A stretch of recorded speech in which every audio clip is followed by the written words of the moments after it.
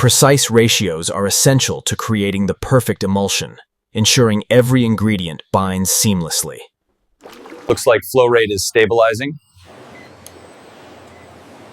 Viscosity is back in the green, holding steady.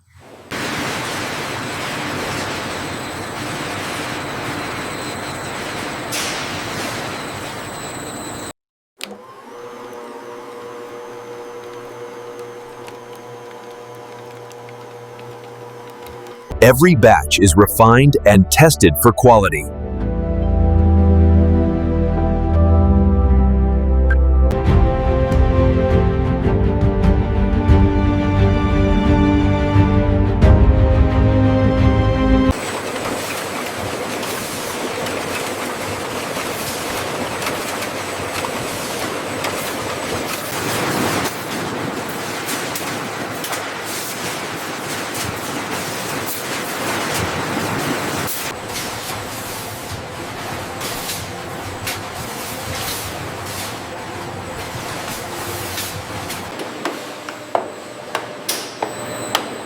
Every product is checked before leaving the facility.